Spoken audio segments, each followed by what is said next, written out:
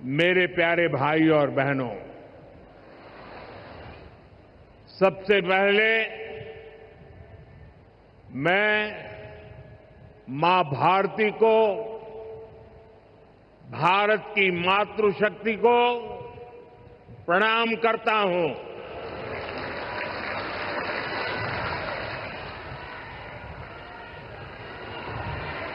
आज यहां इतनी बड़ी संख्या में माताएं, बहनें, बेटियां हमें आशीर्वाद देने आई हैं। मैं आप सभी बहनों के दर्शन पाकर धन्य हो गया हूं।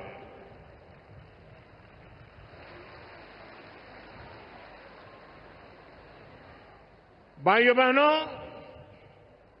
आज लोकमाता देवी अहिल्याबाई होलकर जी की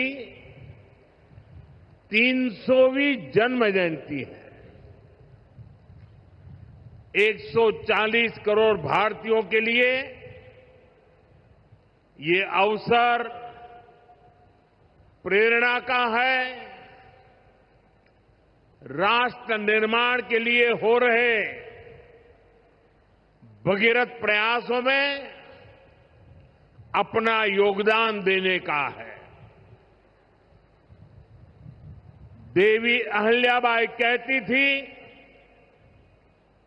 कि शासन का सही अर्थ जनता की सेवा करना और उनके जीवन में सुधार लाना होता है। आज का कार्यक्रम उनकी इस सोच को आगे बढ़ाता है। आज इंदौर मेट्रो की शुरुआत हुई है। दतिया और सतना भी अब हवाई सेवा से जुड़ गए हैं। ये सभी प्रोजेक्ट मध्य प्रदेश में सुविधाएं बढ़ाएंगे, विकास को गति देंगे और रोजगार के अनेक नए अवसर बनाएंगे। मैं आज इस पवित्र दिवस पर विकास के इन सारे कामों के लिए आप सबको, पूरे मध्य प्रदेश को बहुत बहुत बधाई देता हूं। साथियों, लोकमाता देवी अहिल्याबाई होलकर, ये नाम सुनते ही मन में श्रद्धा का भाव उमड़ पड़ता है। उनके महान व्यक्तित्व के बारे में बोलने के लिए शब्द कम पड़ जाते हैं। देवी अहिल्याबाई प्रतीक है कि जब इच्छा शक्ति होती है, दृढ़ प्रतिज्ञा होती है, तो परिस्थितियां कितने ही विपरीत क्यों न हो, परिणाम लाकर दिखाया जा सकता है। 250-300 साल पहले जब देश गुलामी की जंजीरों में जकड़ा हुआ था, उस समय ऐसे महान कार्य कर जाना कि आने वाली अनेक पीढ़ियां उसकी चर्चा करें, ये कहना तो आसान है, करना आसान नहीं था। साथियों, लोकमाता अहिल्याबाई ने प्रभु सेवा और जन सेवा, इसे कभी अलग नहीं माना। कहते हैं वे हमेशा शिवलिंग अपने साथ लेकर चलती थी। उस चुनौतीपूर्ण कालखंड में एक राज्य का नेतृत्व कांटों से भरा ताज कोई कल्पना कर सकता है? कांटों से भरा ताज पहनने जैसा वो काम, लेकिन लोकमाता अहिल्याबाई ने अपने राज्य की समृद्धि को नई दिशा दी। उन्होंने गरीब से गरीब को समर्थ बनाने के लिए काम किया। देवी अहिल्याबाई भारत की विरासत की बहुत बड़ी संरक्षक थी। जब देश की संस्कृति पर,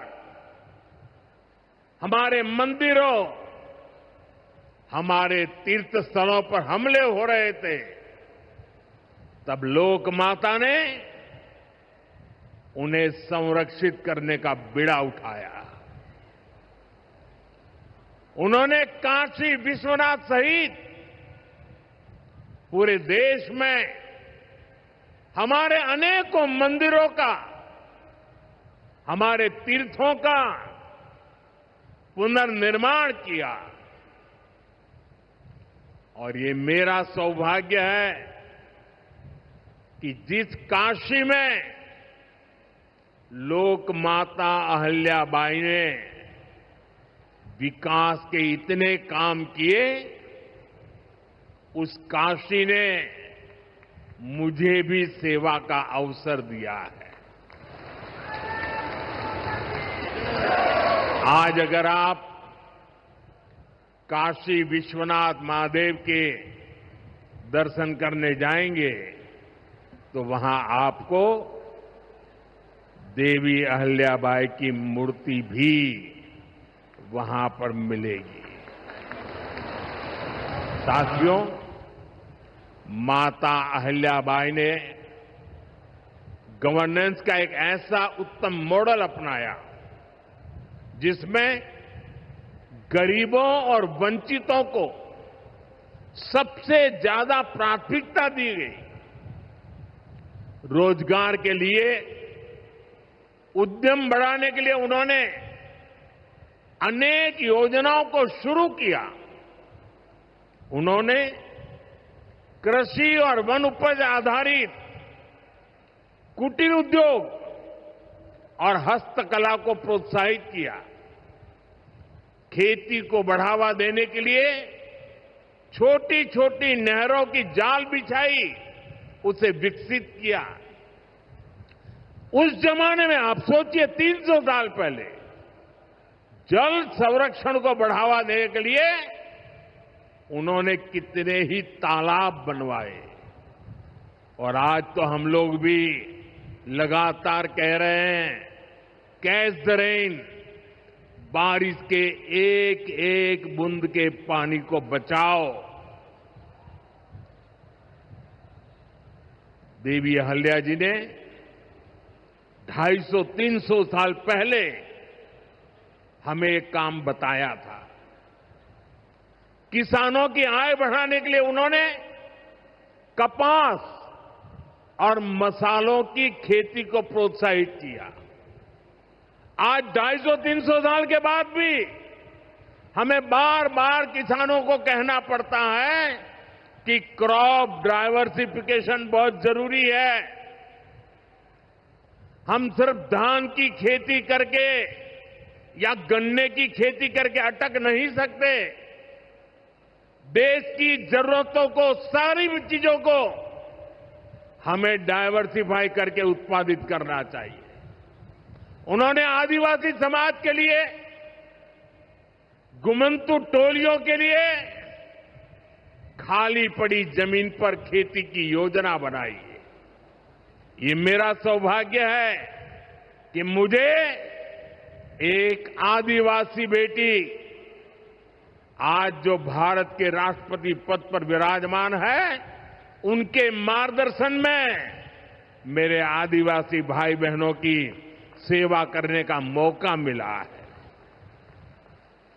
देवी अहल्या ने विश्व प्रसिद्ध माहेश्वरी साड़ी के लिए नए उद्योग लगाए और बहुत कम लोगों को पता होगा कि देवी अहल्या जी हुनर की पारखी थी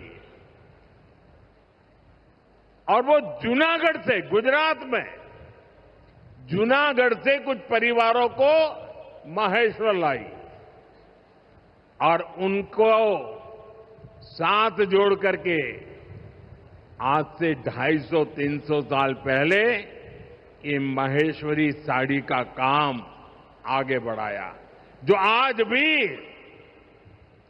अनेक परिवारों का वो गहना बन गया है और जिससे हमारे बुनकरों को बहुत फायदा हुआ। साथियों, देवी अहल्याबाई को कई बड़े सामाजिक सुधारों के लिए भी हमेशा याद रखा जाएगा।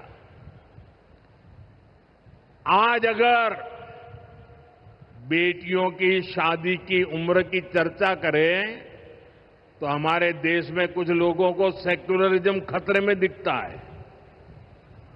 उनको लगता है ये हमारे धर्म के खिलाफ है।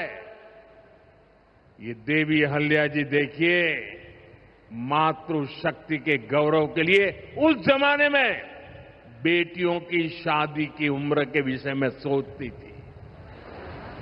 उनकी खुद की शादी छोटी उम्र में हुई थी, लेकिन उनको सब पता था कि बेटियों के विकास के लिए कौन सा रास्ता होना चाहिए।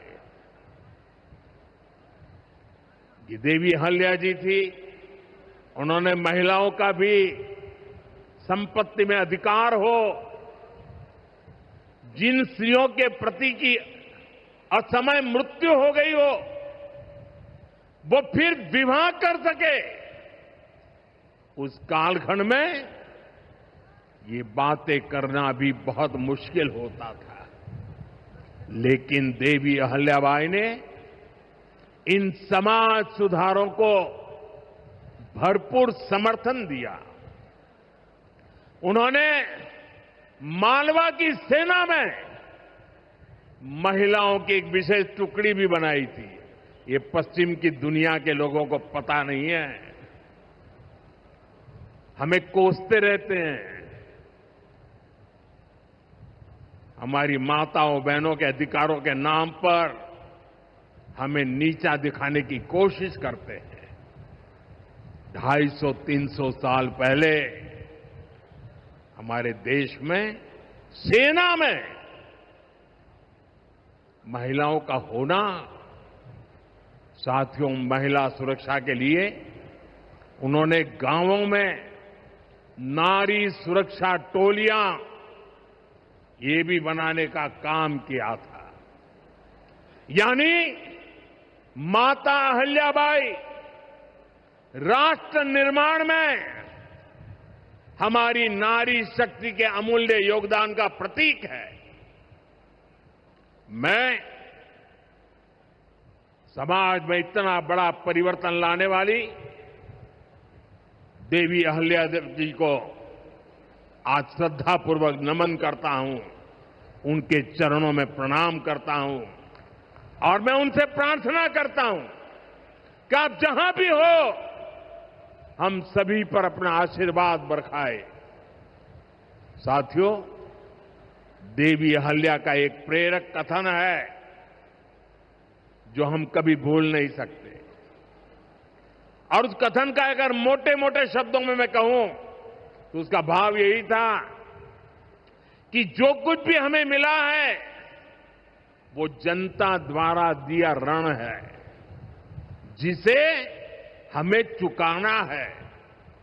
आज हमारी सरकार लोकमाता अहल्याबाई के इन्हीं मूल्यों पर चलते हुए काम कर रही है। नागरिक देवो भव, ये आज गवर्नेंस का मंत्र है। हमारी सरकार विमेन लेड डेवलपमेंट के विजन को विकास की धुरी बना रही है।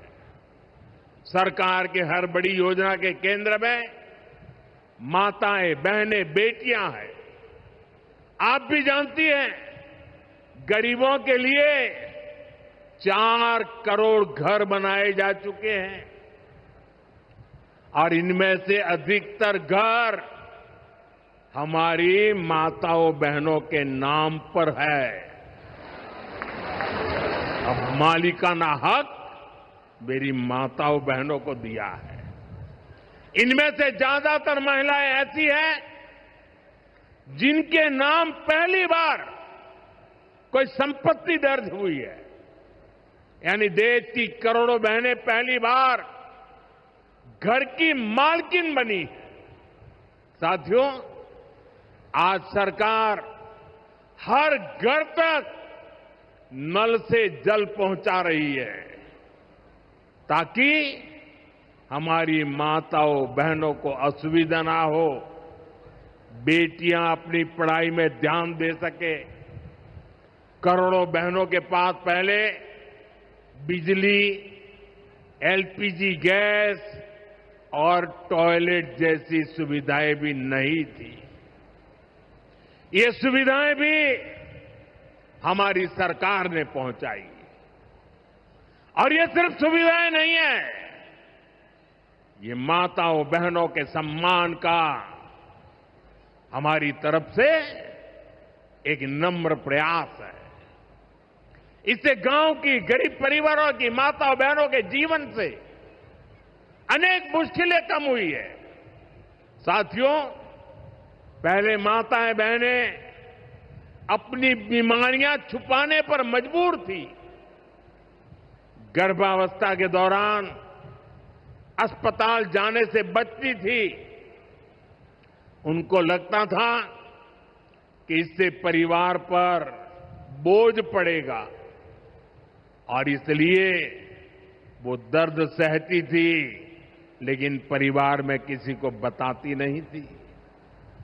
आयुष्मान भारत योजना ने उनकी इस चिंता को भी खत्म किया है। अब वो भी अस्पताल में 5 लाख रुपए तक का मुफ्त इलाज करा सकती है। साथियों, महिलाओं के लिए पढ़ाई और दवाई के साथ ही जो बहुत जरूरी चीज है वो कमाई भी है। जब महिला की अपनी आय होती है तो घर में उसका स्वाभिमान और बढ़ जाता है, घर के निर्णयों में उसकी सहभागिता और बढ़ जाती है। बीते 11 वर्षों में हमारी सरकार ने देश की महिलाओं को आर्थिक रूप से सशक्त करने के लिए निरंतर काम किया है। आप कल्पना कर सकते हैं, 2014 से पहले आपने मुझे सेवा करने का मौका दिया, उसके पहले 30 करोड़ से ज्यादा बहनें ऐसी थी जिनका कोई बैंक खाता ही नहीं था। हमारी सरकार ने इन सभी के बैंक में जनधन खाते खुलवाए। ई खातों में अब सरकार अलग अलग योजनाओं का पैसा सीधा उनके खाते में भेज रही है।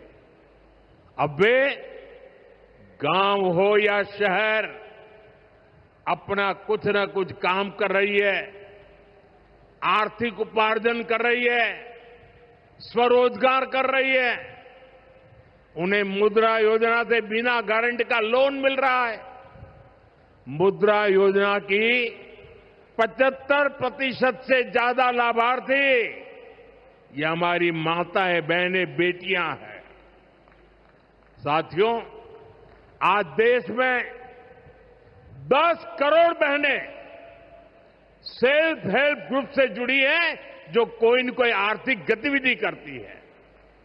ये बहनें अपनी कमाई के नए साधन बनाएं, इसके लिए सरकार लाखों रुपयों की मदद कर रही है।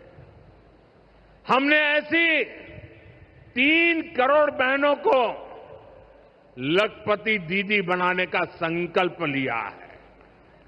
मुझे संतोष है कि अब तक 1.5 करोड़ से ज्यादा बहनें लखपति दीदी बन भी चुकी है।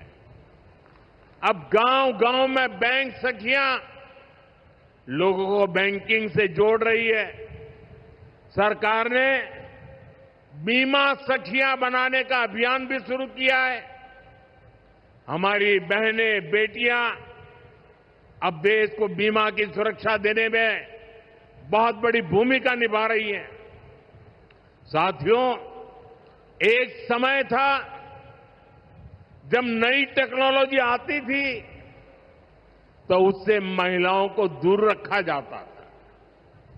हमारा देश आज उस दौर को भी पीछे छोड़ रहा है। आज सरकार का प्रयास है कि आधुनिक टेक्नोलॉजी में भी हमारी बहनें, हमारी बेटियां आगे बढ़कर के नेतृत्व दें। अब जैसे आज खेती में ड्रोन क्रांति आ रही है, इसको हमारी गांव की बहनें ही नेतृत्व दे रही है। नमो ड्रोन दीदी अभियान से गांव की बहनों का हौसला बढ़ रहा है, उनकी कमाई बढ़ रही है और गांव में उनकी एक नई पहचान बन रही है। साथियों, आज बहुत बड़ी संख्या में हमारी बेटियां वैज्ञानिक बन रही है, डॉक्टर, इंजीनियर और पायलट बन रही है। हमारे यहां साइंस और मैथ्स पढ़ने वाली बेटियों की संख्या लगातार बढ़ रही है। आज जितने भी हमारे बड़े स्पेस मिशन हैं, उनमें बड़ी संख्या में वैज्ञानिक के नाते हमारी माताएं, बहनें, बेटियां काम कर रही है। चंद्रयान 3 मिशन पूरा देश गौरव कर रहा है। चंद्रयान 3 मिशन में तो 100 से अधिक महिला वैज्ञानिक और महिला इंजीनियर शामिल थी। ऐसे ही जमाना स्टार्टअप का है। स्टार्टअप के क्षेत्र में भी हमारी बेटियां अद्भुत काम कर रही है। देश में लगभग 45% स्टार्टअप की, उसमें कम से कम एक डायरेक्टर कोई न कोई हमारी बहन है, कोई न कोई हमारी बेटी है, महिला है और यह संख्या लगातार बढ़ रही है। साथियों, हमारा प्रयास है कि नीति निर्माण में बेटियों की भागीदारी लगातार बढ़े। बीते 1 दशक में इसके लिए एक के बाद एक अनेक कदम उठाए गए हैं। हमारी सरकार में पहली बार पूर्णकालिक महिला रक्षा मंत्री बनी। पहली बार देश की वित्त मंत्री एक महिला बनी। पंचायत से लेकर पार्लियामेंट तक महिलाओं की संख्या लगातार बढ़ रही है। इस बार 75 सांसद महिलाएं हैं, लेकिन हमारा प्रयास है कि ये भागीदारी और बढ़े। नारी शक्ति वंदन अधिनियम के पीछे भी यही भावना है। सालों तक इस कानून को रोका गया, लेकिन हमारी सरकार ने इसे पारित करके दिखाया। अब संसद और विधानसभाओं में महिला आरक्षण पक्का हो गया है। कहने का अर्थ ये है कि भाजपा सरकार बहनों, बेटियों को हर स्तर पर, हर क्षेत्र में सशक्त कर रही है। साथियों, भारत संस्कृति और संस्कारों का देश है और सिंदूर ये हमारी परंपरा में नारी शक्ति का प्रतीक है। राम भक्ति में रंगे हनुमान जी भी सिंदूर को ही धारण किए हुए हैं। शक्ति पूजा में हम सिंदूर का अर्पण करते हैं और यही सिंदूर अब भारत के शौर्य का प्रतीक बना है।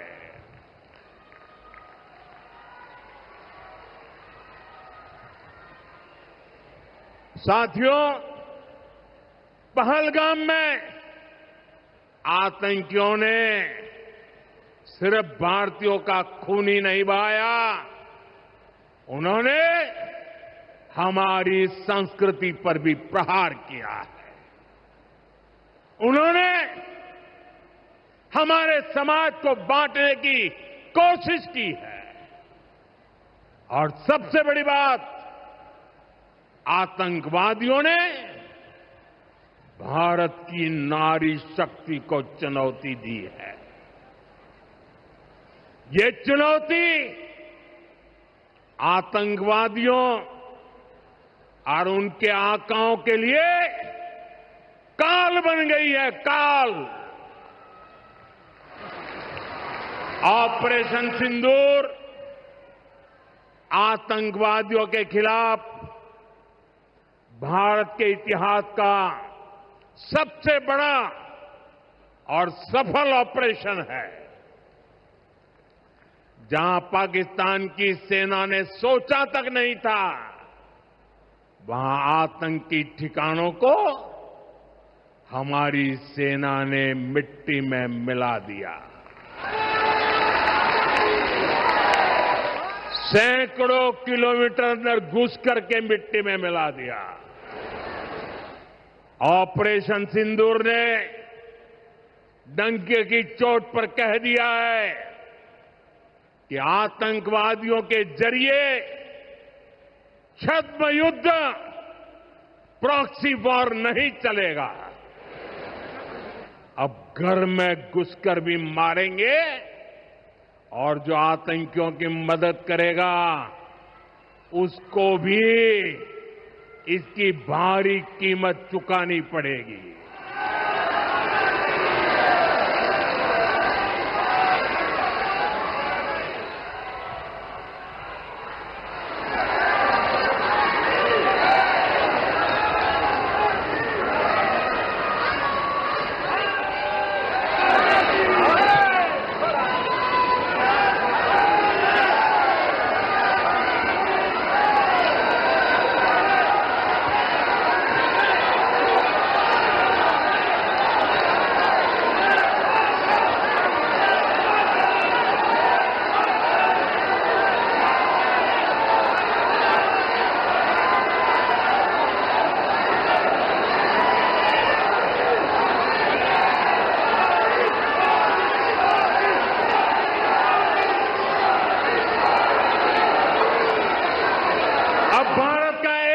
नागरिक कह रहा है,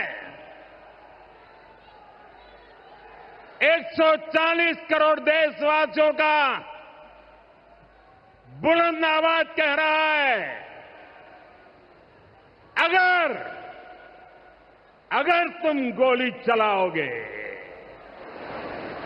तो मान के चलो गोली का जवाब गोले से दिया जाएगा।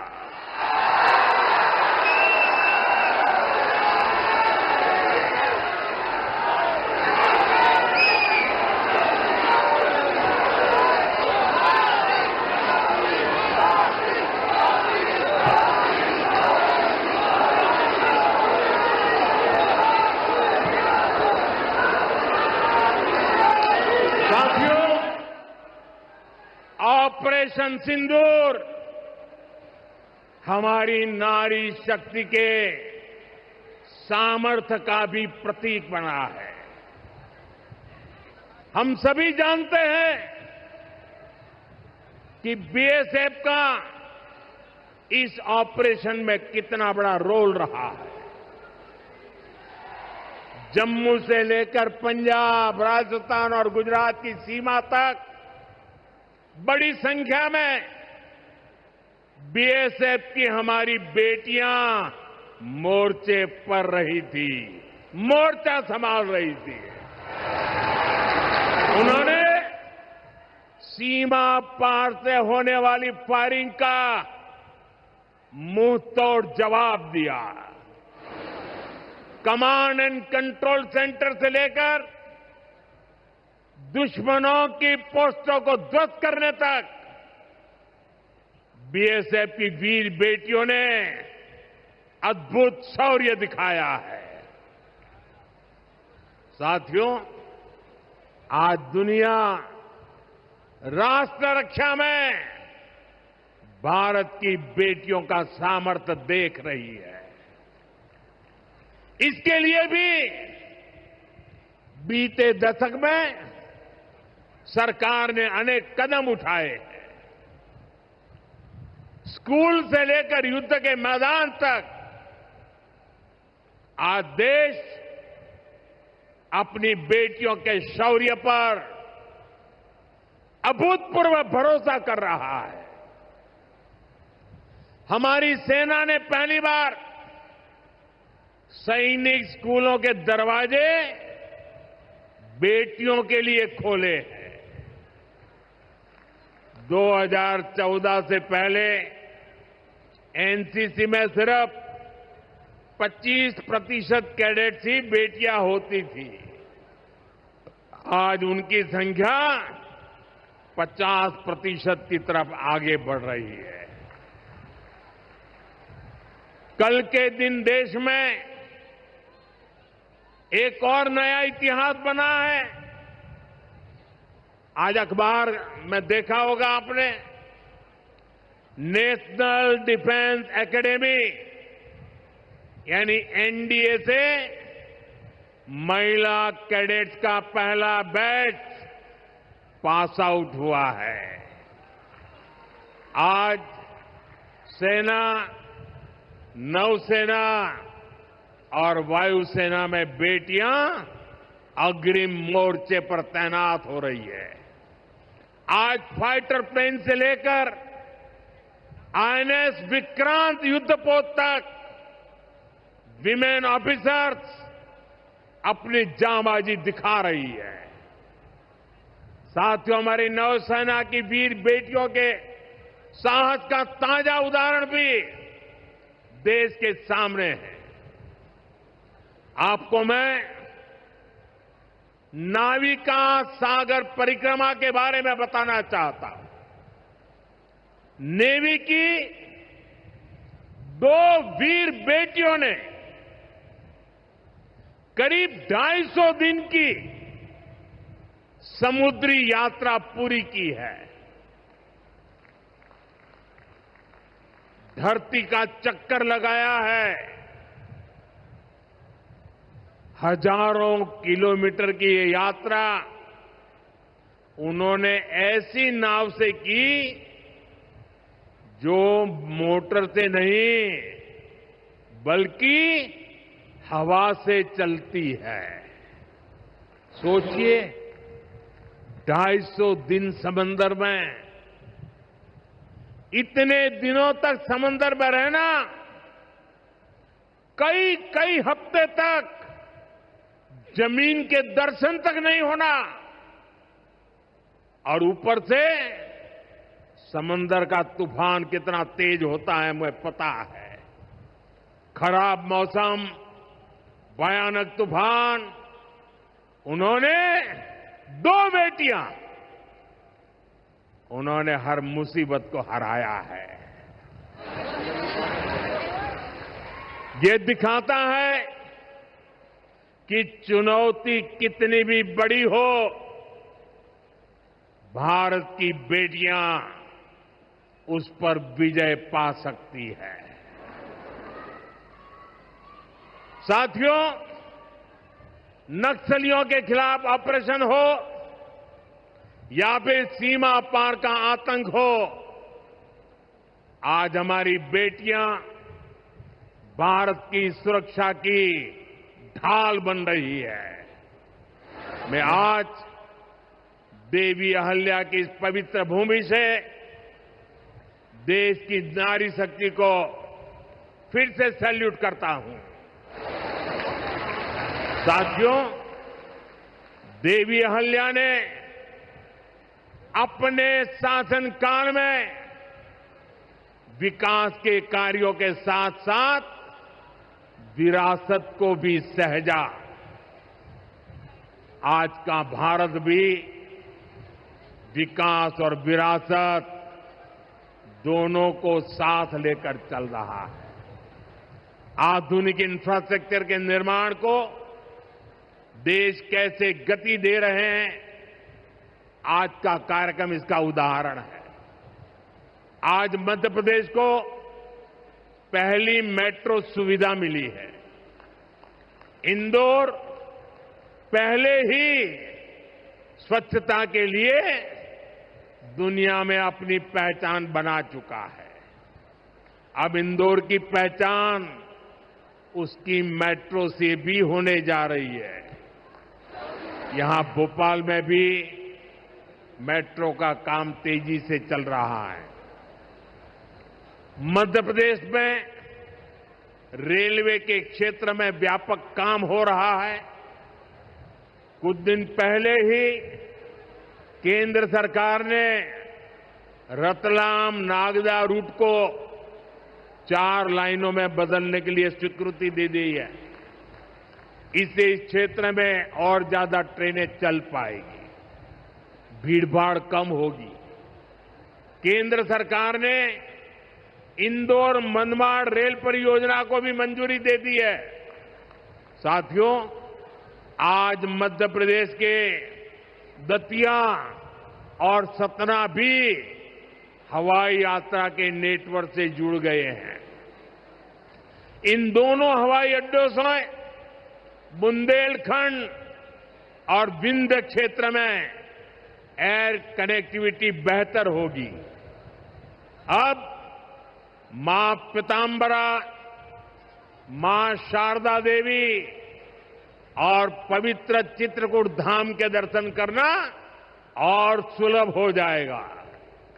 साथियों, आज भारत इतिहास के उस मोड़ पर है जहां हमें अपनी सुरक्षा, अपने सामर्थ्य और अपनी संस्कृति हर स्तर पर काम करना है। हमें अपना परिश्रम बढ़ाना है। इसमें हमारी मातृशक्ति, हमारी माताओं, बहनों, बेटियों की भूमिका बहुत बड़ी है। हमारे सामने लोकमाता देवी अहल्याबाई जी की प्रेरणा है। रानी लक्ष्मीबाई, रानी दुर्गावती, रानी कमलापति, अवंतीबाई लोधी, कित्तूर की रानी चेन्नम्मा, रानी गाडिल्यो, वेलु नाचियार, सावित्रीबाई फुले, ऐसे हर नाम हमें गौरव से भर देते हैं। लोक माता अहल्याबाई की ये 300वीं जन्म जयंती हमें निरंतर प्रेरित करती रहे। आने वाली सदियों के लिए हमें सशक्त भारत की नींव मजबूत करें। इसी कामना के साथ आप सभी को फिर से एक बार बहुत बहुत शुभकामनाएं देता हूं। अपना तिरंगा ऊपर उठा करके मेरे साथ बोलिए, भारत माता की, भारत माता की, भारत माता की, वंदे वंदे वंदे वंदे वंदे वंदे वंदे वंदे वंदे